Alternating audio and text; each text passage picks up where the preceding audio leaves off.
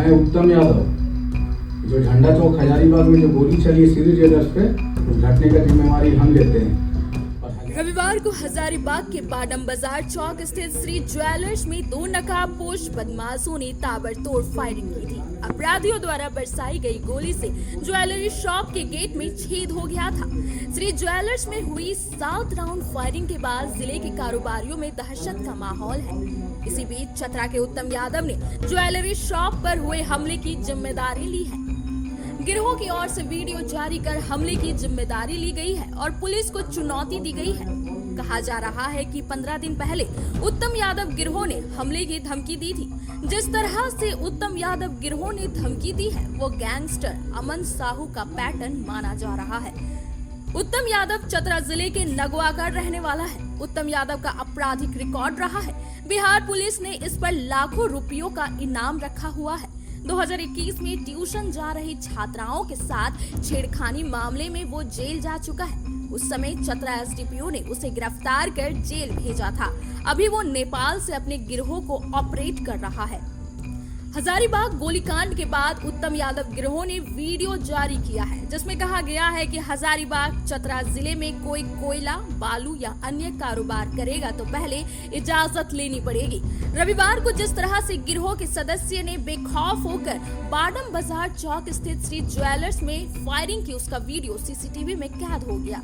Footage में साफ तौर पर देखा जा सकता है कि कैसे दो नकाबपोश बदमाश श्री ज्वेलर्स पर फायरिंग करते हैं। सुकून देने वाली बात ये रही थी, अपराधियों द्वारा की गई 7 राउंड फायरिंग से किसी व्यक्ति को कोई नुकसान नहीं हुआ। उत्तम यादव ने झारखंड के सबसे बड़े गैंगस्टर, जिसे मार्च 2025 में पुलिस ने एनकाउंटर में मार गिराया, उस स्टाइल में धमकी दी है। हाथ में हथियार लेकर धमकी भरा वीडियो जारी करते हुए उत्तम यादव हजारीबाग गोलीकांड की जिम्मेदारी ले रहा है। मैं उत्तम यादव, जो झंडा चौक हजारीबाग में जो गोली चली है श्री ज्वेलर्स पे, उस घटने का जिम्मेवारी हम लेते हैं। और हजारीबाग जिला के जितना भी व्यवसायी हो, चाहे कोयला से जुड़े हो या बालू से जुड़े हो, चाहे जिससे भी जुड़े हो या अन्य व्यवसायी हो या किसी तरह से कोई भी व्यवसायी हो, अगर मेरे से बिना मैनेज किए हुए अगर मैं काम किया तो गोली खाने के लिए तैयार है। और जिसका भी कॉल मेरा चला गया, किसी का कॉल इग्नोर किया तो गोली खाने के लिए तैयार रहेगा। और चतरा जिला का जितना भी व्यवसायी हो, चाहे वो टाउन का हो, चाहे टंडवा हो, सिमरिया हो, कहीं का भी हो, अगर मेरा कॉल चला गया, कॉल को इग्नोर किया तो गोली खाने के लिए तैयार रहेगा। चाहे कोई भी व्यवसायी हो, कोयला हो, जमीन हो या और सभी व्यवसायी हो, गोली खाने के लिए रेडी रहेगा अगर बिना मेरे से मैनेज किए हुए काम किया तो। वीडियो में वो कह रहा है कि मैं उत्तम यादव, जो झंडा चौक हजारीबाग में जो गोली चली है श्री जी ज्वेलर्स पर, उस घटना का जिम्मेवारी हम लेते हैं। और हजारीबाग जिले के जितना भी व्यवसायी हो, चाहे कोयला से जुड़े हो या बालू से जुड़े हो, चाहे जिससे भी जुड़े हो या अन्य व्यवसायी हो या किसी तरह से कोई भी व्यवसायी हो, अगर मेरे से बिना मैनेज किए हुए अगर कोई काम किया तो गोली खाने के लिए तैयार रहेगा। और जिसको भी कॉल मेरा चला गया, किसी ने कॉल इग्नोर किया तो गोली खाने के लिए तैयार रहेगा।